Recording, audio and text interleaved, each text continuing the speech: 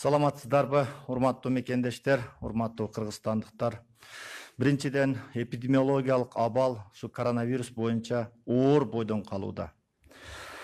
Эми мамлекеттик бийлик органдары, саламаттык сактоо министрлиги, бардык жергиликтүү органдар ушул илдетти жоюу үчүн, ушул илдетти жайылтпаш үчүн чоң комплекстүү иштерди алып барып атат. Биринчиден, мен эмнеге токтолот элем, бул көбүнчө элдерде мына барсаң орун жок деген сөздөр көп болуп атат. Ошого мен азыр керебеттердин санынан баштайын.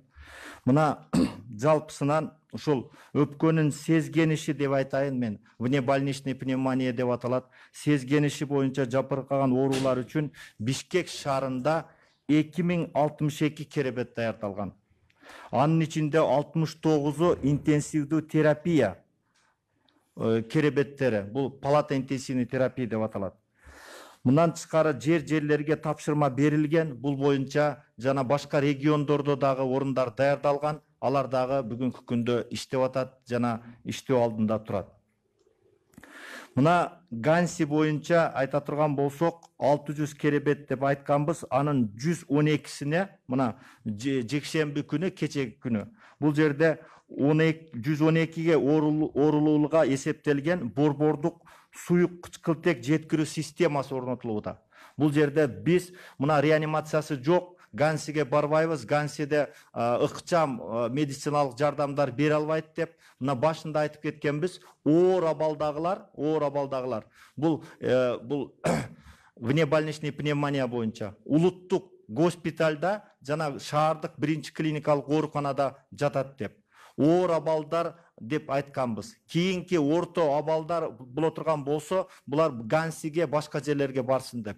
Бирок ага карабастан эми биз бул жерде айтыш керек, кээ бирөөлөр орто абал, оор абалга өтүп кетип атат. Андан да курч абалга өтүп кетип аткан учурлар көп болуп атат. Ошондуктан ал жерде ушул оор абалда жаткандар да көбөйүп кеткендигине байланыштуу, бул жерде саламаттык сактоо министрлигинин буйругу менен ушул жерде биз реанимационный блок ачылды. Реанимационный блокко мына 5 мекемеге биз тапшырма берилген. Бул жерде улуттук онкология жана гематология борбору, улуттук хирургия борбору, Бишкек травматология жана ортопедия борбору, бул жерде Чүй областтык ооруканасы, алар бардыгы барып өздөрүнүн мына реаниматологдор менен ал жерде мына Кыргыз мамлекеттик медицина академиясынын анестезиология жана реанимация кафедрасынын башчысы Чыңгышева Жамиля Амановна баш болуп ошол жерде биз блок түздүк. Ал блокко мына мен дагы айтып кетейин, жабдуулар боюнча ушул 112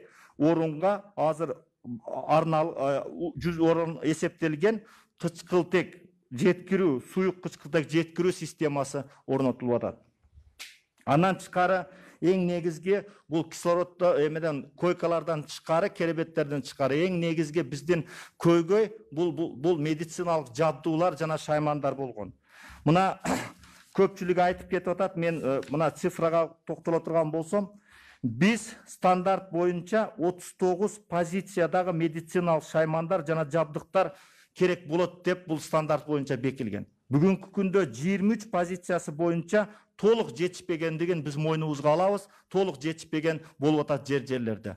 Эң негизинен бүгүнкү күндө оксигенаторлар жана ИВЛ деп атабыз. Мен айтайын, мамлекет бул боюнча мына кече эле уктуңар, мына Кытайдан 500 кислородный концентратор сатылып келинди, алар тез аранын ичинде кече эле бөлүштүрүлүп жерлерге жеткирилди. Андан тышкары мүмкүнчүлүктөн пайдаланып айтып коеюн мен. Бул жерде айтыш керек, биздин ишкерлер, мына ишкер айымдар Атабекова Аселия баш болгон мына Кыргыздын патриоттору мына уюшулуп акча топтоп мына 29 кислородный концентратор алып келип, анын 13-ün Ошко берилди, 16-сын мен өзүм дагы бардым. Ал жерде эме күнү ошол жекшемби күнү деп айтсак болот, 6-күнү ишемби күнү түнү биз ошол жерде Гансиде барып туруп ошол жерде Түнү болса дагы тапшыралы, түнү кимге жардам керек боло турган болсо ошолорго жардам болсун деп айттык да. Мен мүмкүнчүлүктөн пайдаланып аларга ыраазычылык билдирип кетейин. Андан тышкары бул жерде мына 106 медициналык кызматкер, маселе 106 медициналык кызматкер жерлерден келип мына Бишкекке жардам берип атат. Бишкекте мына 30%-дын тегерегинде деп айттым. Азыр андан да көбөйүп кетти. Медициналык кызматкерлер бүгүнкү күндө ооруп атат. Өздөрү ооруп атат, же контакт болуп обсервацияда жатат. Ошондуктан жетишпегендиги, кадр жетишпегендиги бүгүн да байкалууда. Мындан тышкары дагы айтып кетиш керек, кече чоң ыраазычылык билип, Россия Федерациясынан 23 медициналык кызматкер келди.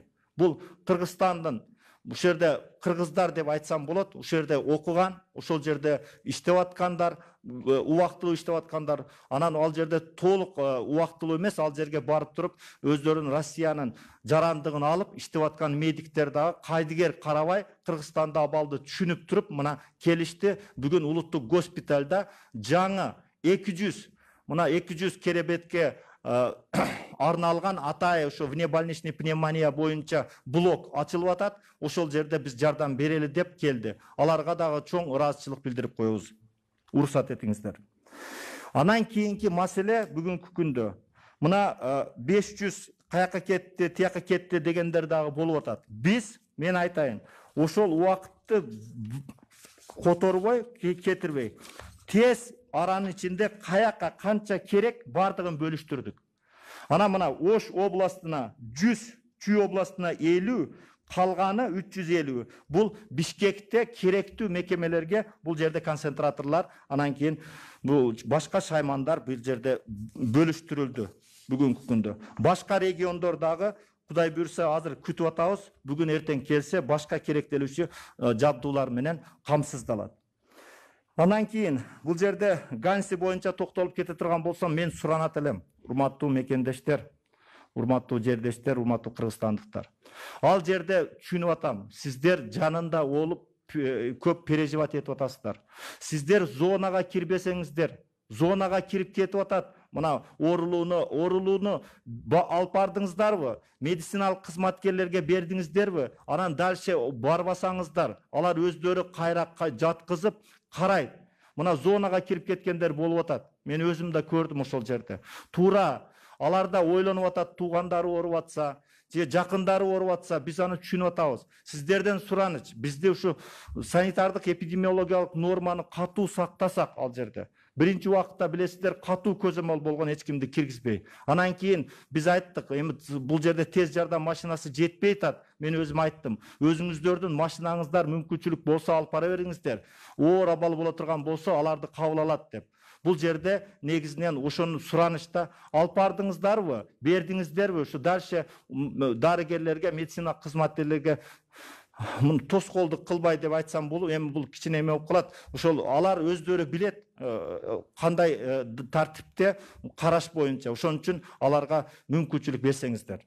Анан кийин бул жерде тез жардам машинасы боюнча көп даттануулар, көп мындай нааразычылыктар болгон. Мына мен дагы айтып кетейин, кошумча мына 8 бригада түзүлдү. 8 бригада түзүлүп, мында медиктер жетишпегендиктен мына кошумча машиналар да берилди.